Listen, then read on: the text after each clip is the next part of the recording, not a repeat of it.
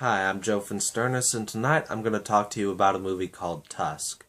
So, this film follows a podcaster named Wallace who is just about one of the biggest assholes you can imagine. He is borderline sociopathic, and he goes to Canada to interview this guy who's made a hugely viral video with the intent of making fun of him to his face for the show that he does. But when he gets to this guy's house, his plans completely fall through, and he ends up discovering that there's this other guy who claims to have led a very interesting life and says that he has some stories to tell. So he goes to this old man's house, and this guy that he's visiting turns out to be completely batshit crazy, and he ends up detaining Wallace with some pretty warped plans in mind for his fate. Now, I'm a huge fan of Kevin Smith. He is one of my top 10 favorite directors for sure. I'll see pretty much anything that he's involved in, even if it turns out to be a complete waste of time like Cop Out. And his last movie happened to be a horror film as well. It was called Red State, and it's definitely the most serious work I've seen out of him. I thought it was amazing. And when I found out that he was going to make yet another horror movie, I was pretty excited to say the least. And when I first saw the trailer for this film, I was looking forward to seeing something really fucked up and suspenseful and possibly upsetting. But the movie was surprisingly a lot funnier than I thought it was going to be, which isn't a problem. I've heard some reviewers talk about the comedy that was in this film. I heard them refer to it as a horror comedy. So I wasn't necessarily let down by that aspect. And there were some isolated moments in the film where it did get creepy and it did get pretty intense. There was even a certain point where it managed to upset me. But as far as the sort of balance between horror and comedy goes, it was way more of a comedy. Once again, it didn't necessarily let me down. I've talked about horror comedies in the past. You know that I enjoy them, so that's definitely not going to take points off of it. Now, the old man in the movie is played by Michael Parks, who is also in Red State as one of the main villains of that picture, and he's just as creepy in this movie. Although he does have kind of a dry sense of humor, there are a few lines that had me laughing. There were even a few lines he had, later on in the film that got really corny, and I just couldn't help but bust out laughing at them.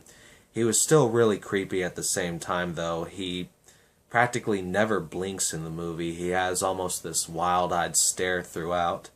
Also, there's a point where the film gets pretty gruesome. And again, this is something that I knew about going in. There was even a reviewer who took points off of the movie for becoming disturbing, which, in that reviewer's defense, it wasn't because, it was hard for him to take necessarily. He just prefers his horror movies to be more creepy than disturbing. And I think that's fair, but I think it's pretty obvious that I don't have a problem with that, after going into movies like Inside and Martyrs, after hearing about how extreme those were. I have no problem with disturbing content. But once it did get to this certain reveal, I thought that it was still pretty funny. Granted, if I had seen in real life what I saw in this movie, I would most likely shit all over myself. But in the movie, it was so ridiculous at the same time that I couldn't help but just find it oddly funny. Plus, the special effects didn't really help. I'm not gonna lie, the effects in the movie are not entirely convincing. There is a scene early on in the film where someone is accidentally mutilated, and the CGI effect is fairly obvious, but I thought that this was going to be a little bit like Grabbers, where even though the first couple effects you see aren't entirely convincing. Maybe it'll get better as it goes along, but they end up using these practical effects, which to me it looked like rubber. But it kind of adds to the entertainment value of the film at the same time. Now, I mentioned during my review for The Perfect Host that I'd listened to the podcast where this film originated long before seeing the movie, and I'm not going to spoil the film, so don't worry.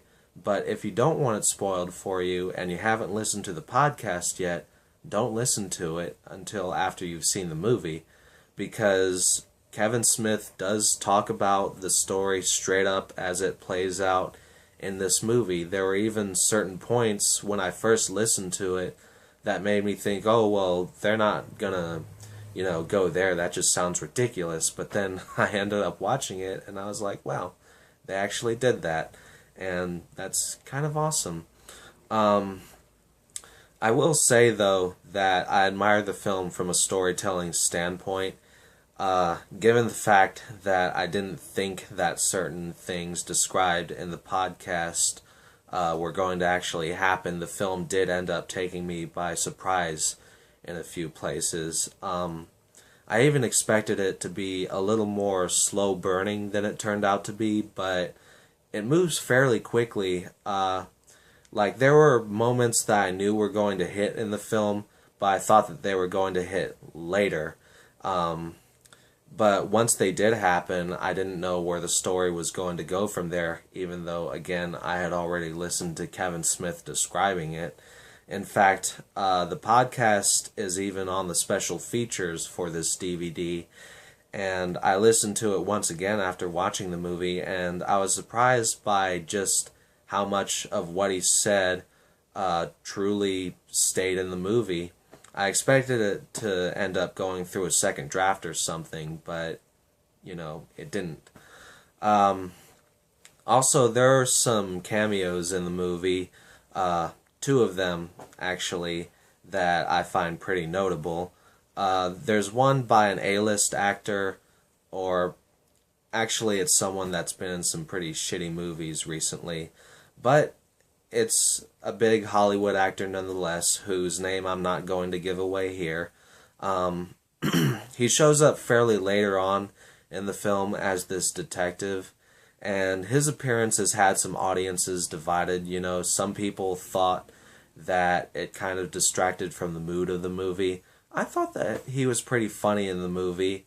In fact, possibly the scene that made me laugh the most in this was one where he was actually interacting with Michael Park's character. You could tell that they were both having a great time in that scene. Also, this actor has just about one of the worst accents I've ever heard in a movie, which, just like the cheesy effects, adds to the entertainment value for me. And then the other cameo that I was going to mention is a very popular YouTuber shows up early on in the picture, and I was surprised to see him in this. He had a few funny lines as well, and I thought it was just cool to see another YouTuber showing up in this. Anyway, to wrap things up, in the end, Tusk isn't necessarily one of my favorite Kevin Smith movies, but it is a keeper for sure. It was very entertaining, and if you have a sense of humor and you'd like to get a good laugh with your horror, then I would recommend it. Also, if you're, easily scared or certain things freak you out, obviously I'm not you. Even though the movie didn't scare me, it might give you nightmares. I don't know. Anyway, that's all I've got to say about Tusk. I hope y'all have a good one.